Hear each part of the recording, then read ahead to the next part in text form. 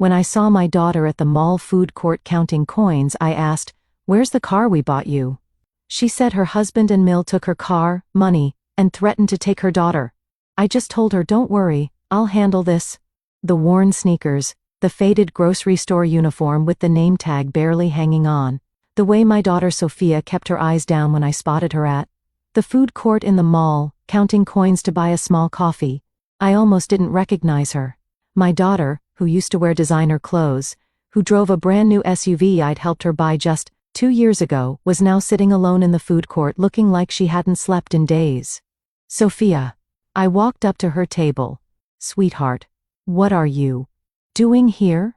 Where's Emma?" My 4-year-old granddaughter should have been with her. It was Wednesday afternoon, Sophia's day off from her nursing job at the hospital. She looked up, and I saw it. The dark circles under her eyes. The way her hand trembled slightly as she set down her coffee cup. The flash of fear before she tried to smile. "Hi, Mom. Emma's with Richard and his mother. They're taking her to the park. Richard, her husband, and Diane, her mother-in-law." "Where's your car?" asked, sliding into the seat across from her. "The Highlander I helped you get?" Sophia's smile faltered. She looked away toward the entrance of the mall. "Richard needed it for work. His truck broke down last month." For a month. I kept my voice calm, but something cold settled in my stomach. "What have you been driving?" "The bus." "It's fine, Mom." "Really?" She tried to laugh. "Saves on gas money." I looked at my daughter. Really looked at her. The weight she'd lost. The uniform that hung loose on her frame. The way she kept glancing at her phone like she was expecting something. Or someone. "Sophia." I reached across the table and took her hand. It was ice cold, despite the warm California afternoon. "Tell me what's happening." She pulled her hand back. "Nothing's happening. Everything's fine. I need to go soon. Richard said he'd call when they're done at the park." "Why didn't you go with them to the park?" "I had some errands to run." "What errands?" "Just stuff." She stood up abruptly. "I should go. I need to catch the 3:15 bus." I stood too. "I'll drive you home." "No." The word came out sharp, almost panicked, then softer. "No, Mom. I'm fine." "The bus is fine?" We stood there in the middle of the food court, surrounded by the noise of families, having lunch, teenagers laughing, the smell of pizza and Chinese food. And my daughter looked at me with eyes that were asking me to please not push this. But I was her mother, and I'd been a real estate attorney for 33 years before I retired. I knew when someone was hiding something. I knew when someone was afraid. "Sophia, where do you live now?" She blinked. "What do you mean?" "Same place. The house on Maple Street, the house she and Richard had bought 3 years ago, the charming, 2-story colonial with the white picket fence and the oak tree in the front yard. I'd been there dozens of times, but something in her face told me that wasn't the whole truth. "Have you had lunch?" I asked instead. "I'm not hungry." "Sophia Marie, sit down."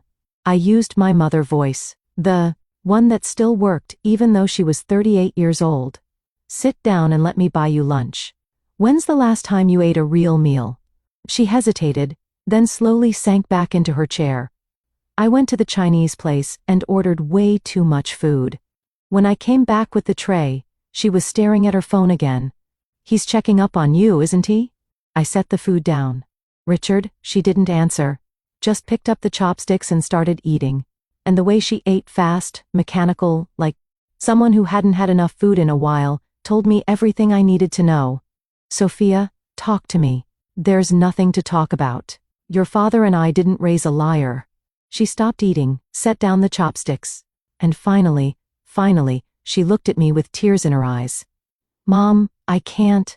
If I tell you, it'll make everything worse. Please just let it go." "Let what go?" "All of it." Her voice cracked. "Richard and Diane, they have everything.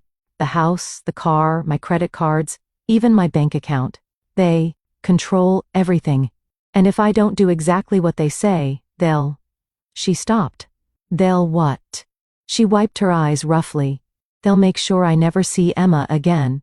Diane's already told me she has a lawyer ready. She said, I'm an unfit mother because I work too much. Because I can't afford to give Emma the life she deserves. She said, if I try to leave or if I tell anyone what's happening, she'll take Emma and I'll never get her back. The food court. Noise faded into background static. All I could hear was my daughter's voice, shaking with fear and exhaustion.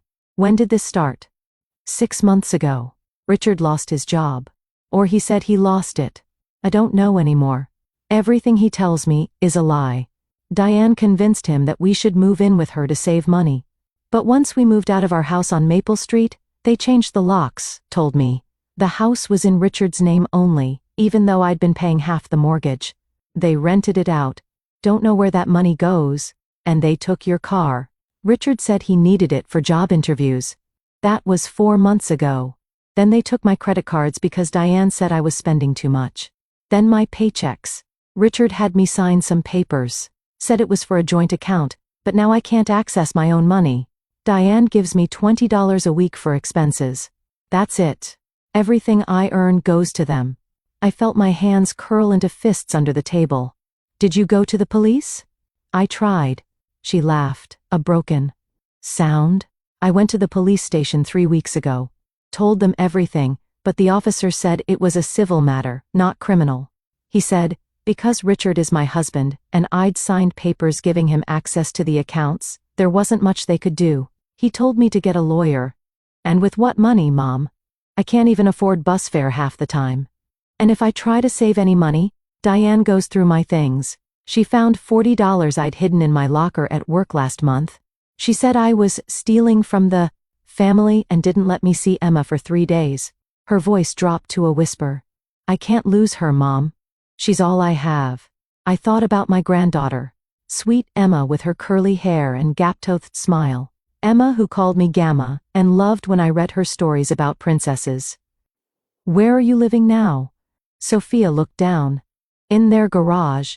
They gave me an air mattress and an old space heater.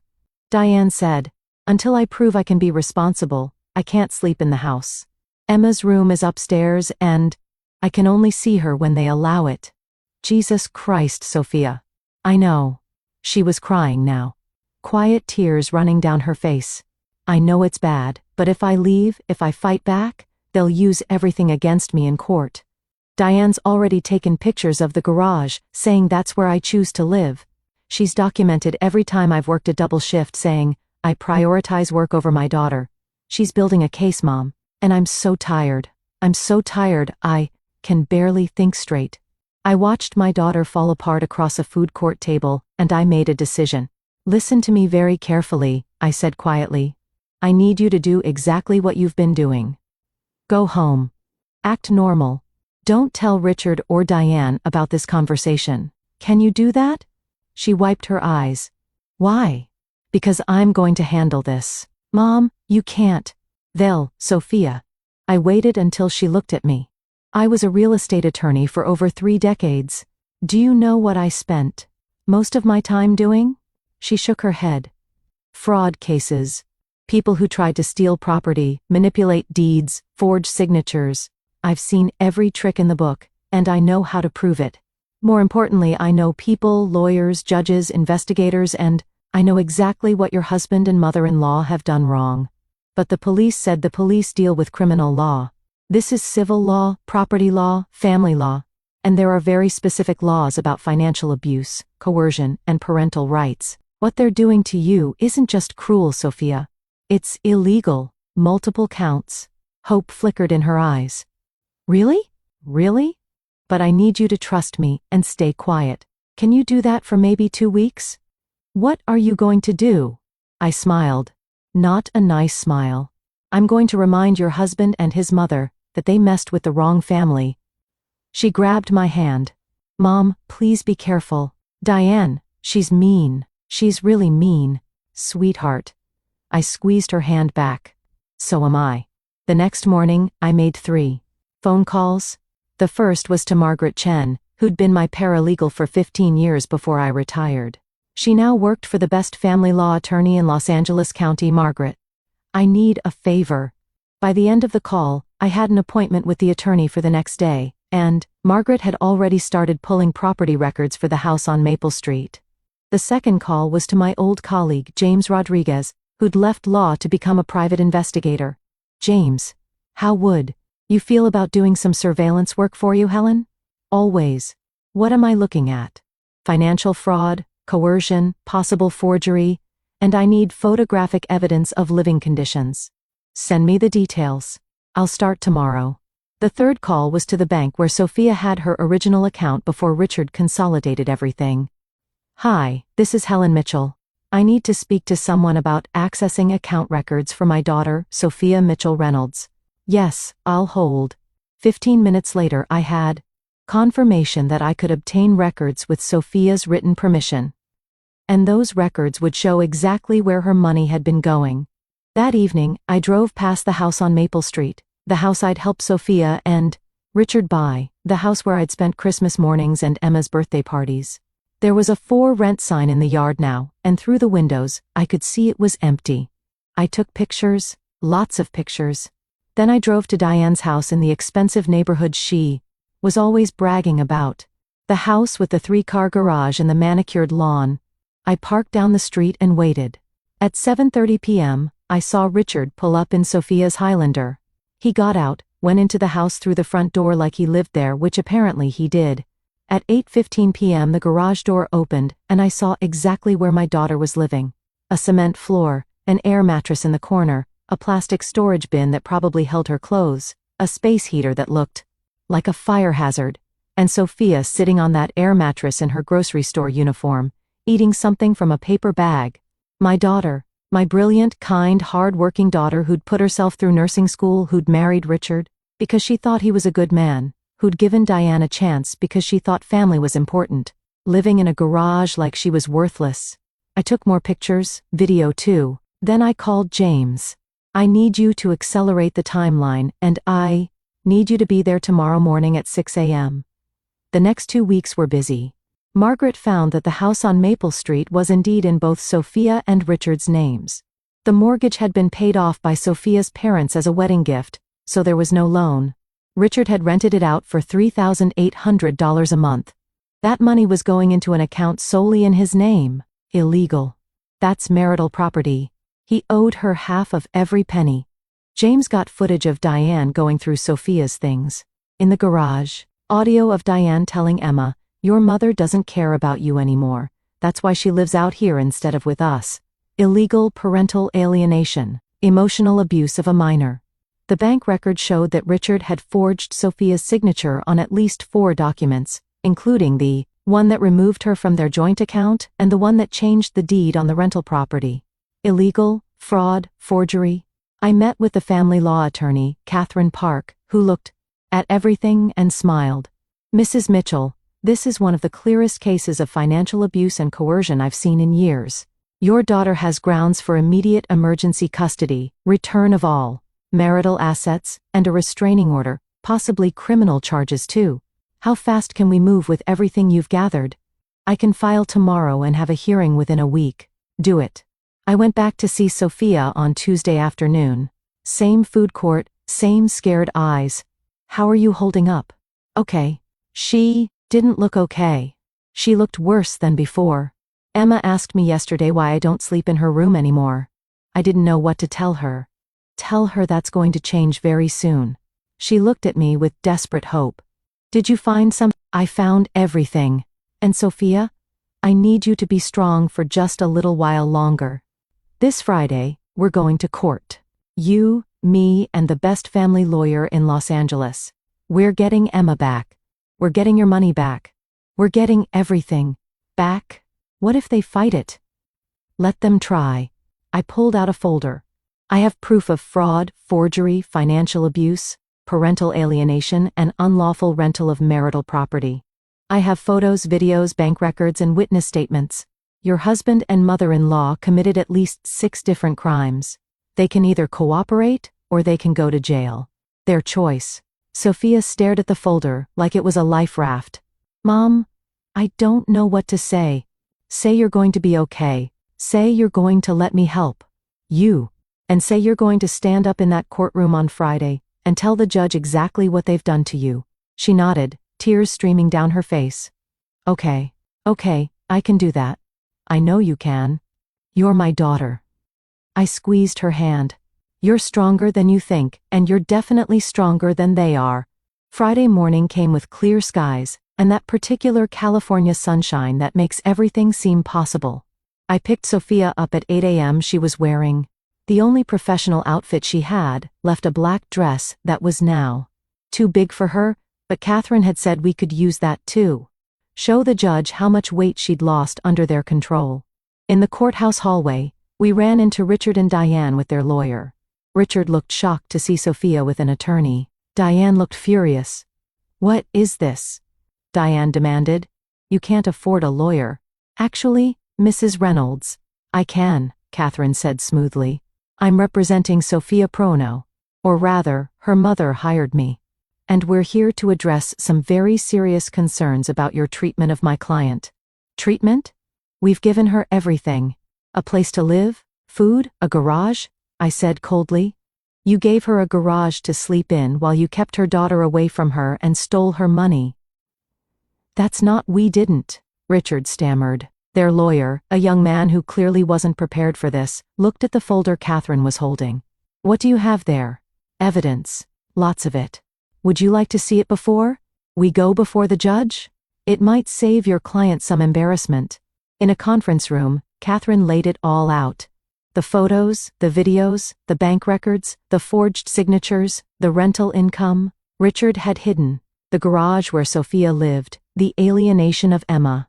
I watched Richard and Diane's faces go white. This is, we can explain, Diane tried. Mrs. Reynolds, you cannot explain forgery, Catherine said. You cannot explain financial abuse. You cannot explain keeping a woman in a garage while you live in a $500,000 house. And you definitely cannot explain telling a 4-year-old child that her mother doesn't love her. We were just trying to help, Richard said weakly. Sophia was struggling financially, and you took everything from her, I interrupted. Her home, her car, her money, her daughter. You isolated her, controlled her, and when she tried to get help, you threatened to make sure she never saw Emma again. That's not helping. That's abuse. Their lawyer looked at them. Is any of this untrue?